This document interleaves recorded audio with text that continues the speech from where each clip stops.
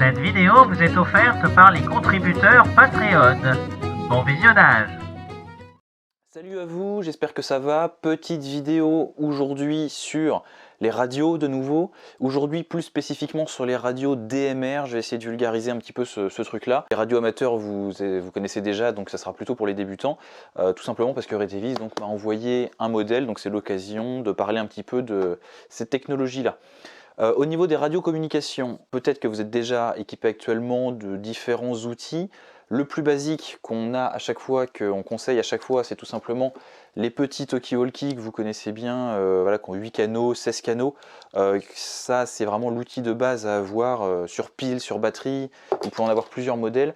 L'avantage, c'est que, bon ça vous connaissez, c'est vraiment ultra simple à utiliser. C'est sans licence, sans permis, sans autorisation, il n'y a pas besoin de licence de radio amateur. Tout le monde va pouvoir l'utiliser très simplement, ça coûte pas cher, c'est pratique, mais c'est surtout au niveau local. Donc, voilà, parce que vous allez avoir une portée seulement de quelques centaines de mètres en ville et peut-être quelques kilomètres à la campagne si vraiment vous avez une bonne portée, si vous êtes sur une colline et que vous parlez à quelqu'un qui est sur la colline d'en face, peut-être 3, 4 km, 5 km maximum, pas une très grande portée, donc à réserver au niveau local, donc par exemple pour si vous êtes en groupe dans la nature ou aux alentours de votre ferme, ce genre de situation.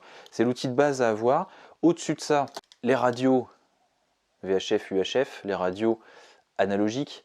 C'est pour ça qu'on va parler de ça aujourd'hui, donc les bien connus, les Baofeng. Hein. Ça, pareil, il faut normalement une licence de radio amateur, pas pour en avoir une, pour l'utiliser, pour communiquer avec. Donc ça va être à réserver uniquement aux situations d'urgence. Normalement, on n'a pas le droit d'utiliser ça, tout simplement parce qu'on a des antennes interchangeables et que ça fait 10 fois la puissance des petits talkie-walkie. On passe de 0,5 watts à 5 watts, donc là on a des portées de plusieurs kilomètres sans problème.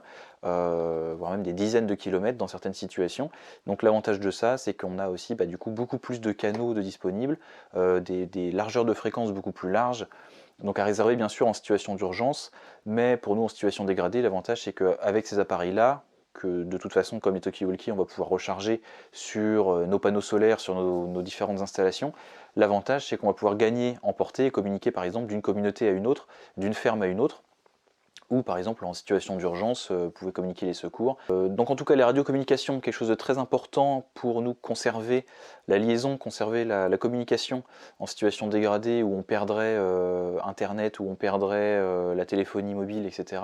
En cas de coupure d'électricité, avec ces appareils là on peut conserver, continuer à garder la liaison entre nous et nos proches, ou entre notre groupe et un autre groupe ami par exemple. Donc vraiment quelque chose d'hyper important. Les DMR, ça va être quelque chose de un petit peu plus différent. On est sur en gros des types de radios nouvelle génération, contrairement aux radios analogiques à l'ancienne. Donc ça fonctionne aussi sur VHF ou sur EHF, donc au niveau des bandes de fréquences.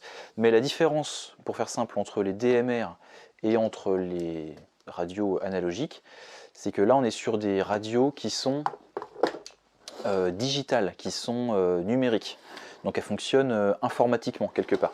Si j'ai pas tous les bons termes, hein, comme d'habitude quand je fais des vidéos vulgarisation comme ça, là en l'occurrence les radios amateurs, n'hésitez pas à apporter votre grain de sel, vos connaissances, vos retours en dessous dans les commentaires, ça aidera tout le monde.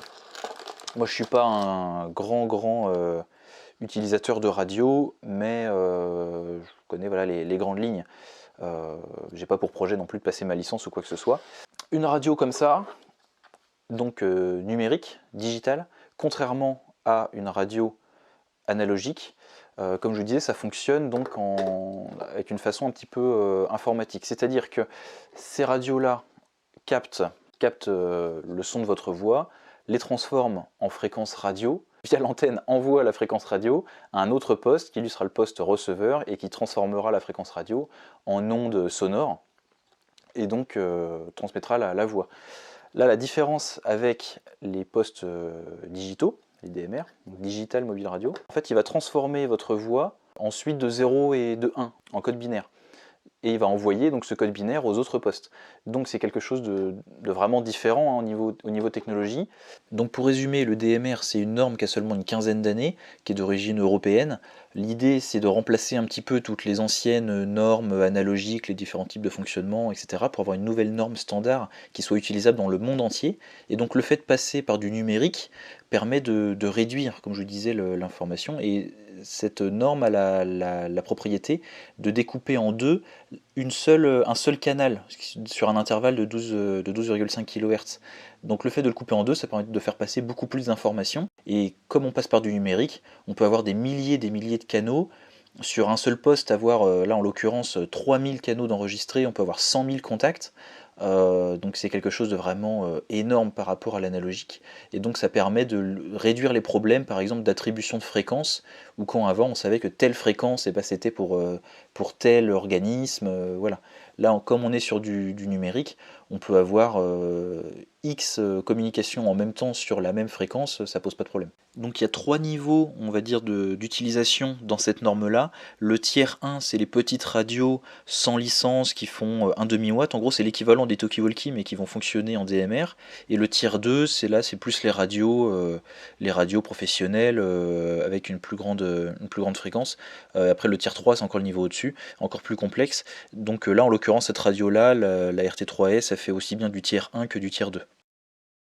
En fait, comme la fréquence est, si vous voulez, transmise de façon digitale, encore une fois, si je dis des conneries, les radioamateurs, vous me corrigerez, l'information est transmise de manière digitale, elle prend beaucoup moins de place sur la bande de fréquence, ce qui fait que sur la même bande, on va pouvoir mettre double information.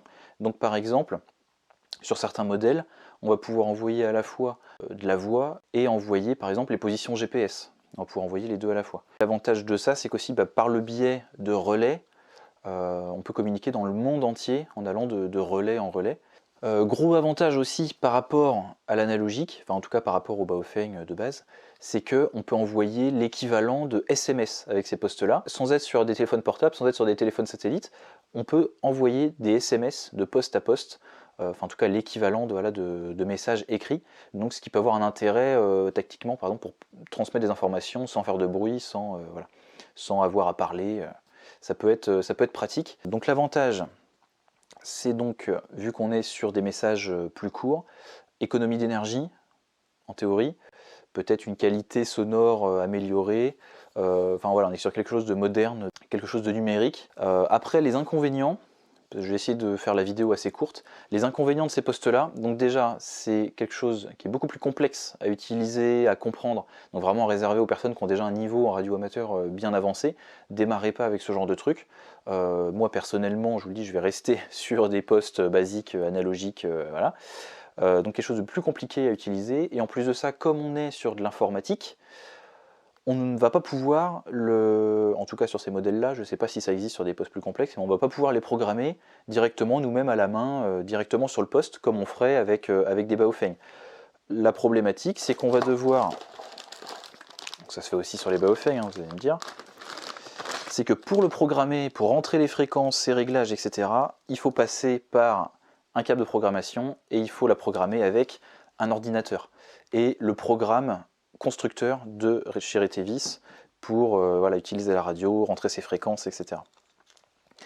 Donc quelque chose de beaucoup plus complexe, mais qui a quand même certains avantages. C'est-à-dire qu'en théorie, en plus le machin va faire GPS, on va pouvoir avoir 3000 canaux d'enregistrés là-dedans, on peut faire des appels groupés, enfin bon, comme avec la radio, mais au niveau de l'utilisation, c'est peut-être un petit peu plus avantageux sur certains points. Que, comme je disais, vu que le message est assez découpé, on a quelque chose de beaucoup plus léger.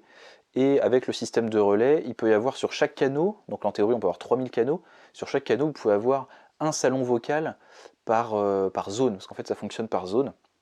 Donc en fait ça fonctionne un peu comme un salon vocal, hein, comme un Discord ou comme ce genre de choses.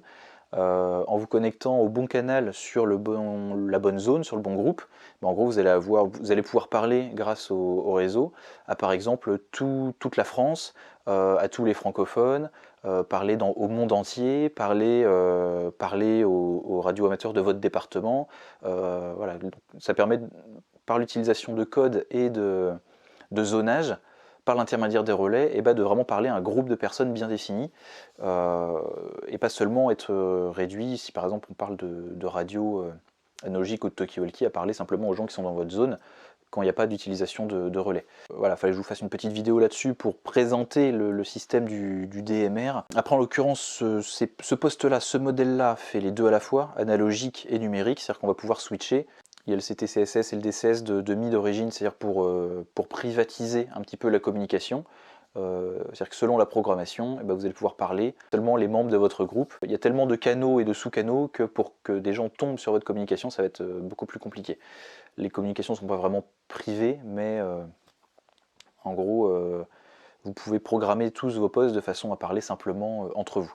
Donc pour ce poste-là, comme beaucoup d'autres modèles, on est sur le VHF entre 136 et 174 MHz et sur l'UHF entre 400 et 480 MHz, voilà, sans grande surprise. Donc 3000 canaux, une puissance d'émission en fort à 5 watts et en bas à 1 watt. Du grand classique, le haut-parleur aussi fait 1 watt. Voilà, puis on est sur une batterie de 7 volts 4 et qui fait 2000 mAh, sachant que ça consomme pas grand chose.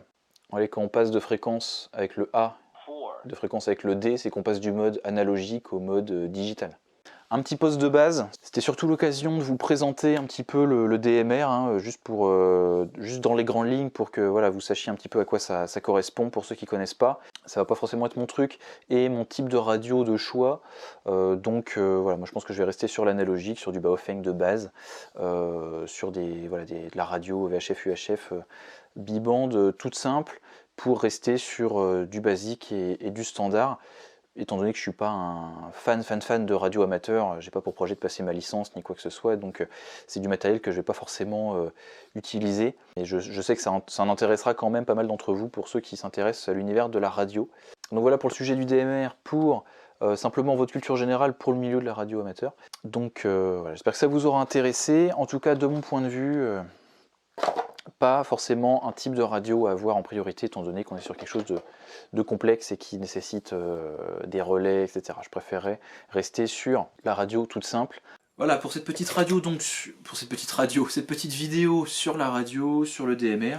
Si vous avez des questions, si vous avez des choses à rajouter sur ce sujet-là, pour présenter un petit peu aux débutants, n'hésitez pas à le mettre dans les commentaires, hein, voilà, si vous êtes radio amateur, ce que vous appréciez dans le DMR et ce que vous n'appréciez pas dans le DMR aussi, pour parler un petit peu de ce sujet-là. Allez, prenez soin de vous et à très bientôt. Salut!